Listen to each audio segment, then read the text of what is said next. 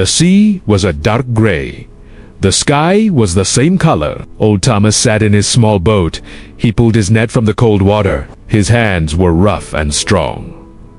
Every morning was the same. Fish, waves, and the quiet sky. He was alone, but he was used to it.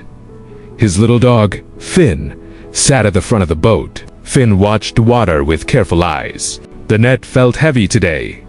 Thomas pulled and pulled. A good catch, he thought. He was happy. More fish meant he could sell more at the market.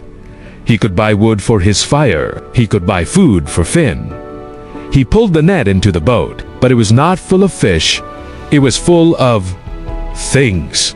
Old things. A broken piece of wood. A rusty tin cup. A smooth green glass bottle. And one very old, wet boot. Thomas sighed. "No fish today," he said to Finn. Finn looked sad. Thomas picked up the bottle. It was sealed with the old cork. He shook it. Something was inside. He used his knife to pull the cork out. It was difficult. The cork was old and soft. Finally, it came free. Thomas turned the bottle over. A small, rolled paper fell into his hand. The paper was yellow and soft from the sea. He unrolled it carefully. The writing was in pencil. It was faded, but he could read it. The note sighed for the finder. "Look inside the boot." Thomas looked at the old leather boot from his net. It was heavy. He turned it over. Something fell onto the boat floor. It was a small, silver compass. But it was not like a normal compass. It had words written around the edge. Words instead of directions. The words were, "Listen, remember, hope, home." Thomas held the compass in his hand. It did not point north. The needle moved slowly. Then it stopped. It pointed towards the shore, towards his own small village. "Listen," he read. He listened. He heard the waves. He heard the cry of a seagull. He heard his own breath. And then he remembered. He remembered a story. A story from his grandfather. His grandfather had a compass like this. He said it did not find places on a map. It found places in your heart. Thomas felt a strange feeling. He looked at the shore. He saw his village. He saw the small houses. He saw the smoke from chimneys.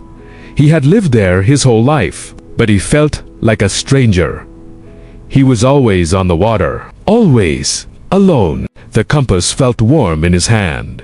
"Remember," it said, and he did.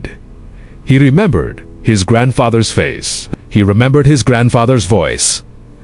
"The sea gives you what you need, Thomas, not always what you want." He never understood that until now.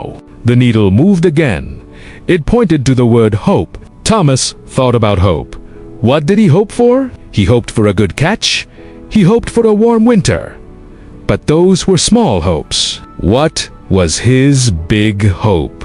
He looked at Finn. He looked at his simple boat. His hope, he realized, was not to be so lonely. His hope was to feel connected, to feel part of the village, to have a friend. He started his small boat engine. He drove back to the harbor. The compass needle now pointed to home, but it wasn't pointing to his little cottage by the dock. It was pointing to the village square. Thomas tied his boat. He put the compass in his pocket. He walked into the square. It was market day. People were talking, buying, selling. He usually just walked through.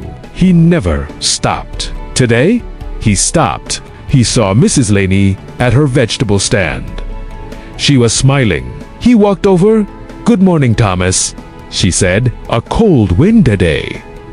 "Yes," Thomas said. "The sea is gray." He paused.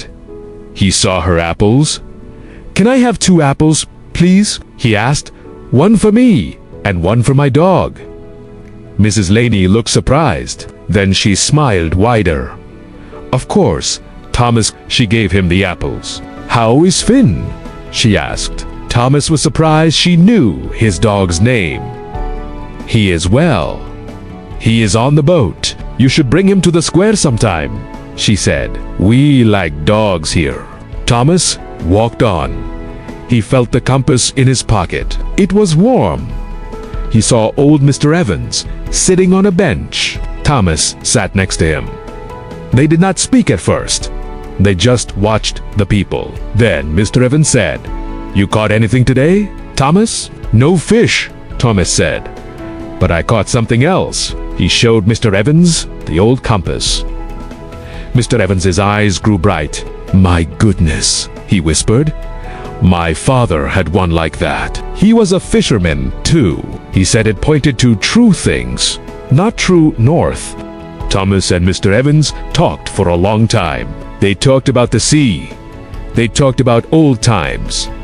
Thomas laughed. He had not laughed in a long time. The sun came out from behind the clouds. The square looked golden. That evening, Thomas sat by his fire. Finn slept at his feet. The compass was on the table. The needle was still. It pointed to home. Thomas understood now. Home was not just a house. Home was connection. Home was a conversation in the square. Home was someone knowing your dog's name. The sea had given him what he needed. It had given him a net full of junk, and that junk had led him back to people. The next morning, the sea was still gray. Thomas and Finn went out in the boat. Thomas threw his net into the water. He pulled. It was heavy again. He smiled. He pulled the net in. This time, it was full of fish, shiny and silver. A great catch. He looked at the sky. He said, "Thank you." He did not know who he was thanking. The sea. Maybe he sailed back to the harbor. He sold his fish. He saw Mrs. Laney. He saw Mr. Evans. He talked to other fishermen. He was still a quiet man, but he was not a lonely man. The old compass sat on his shelf. He did not need it anymore. He had already found his way. The needle, if you looked, always pointed to his heart, and his heart was finally home.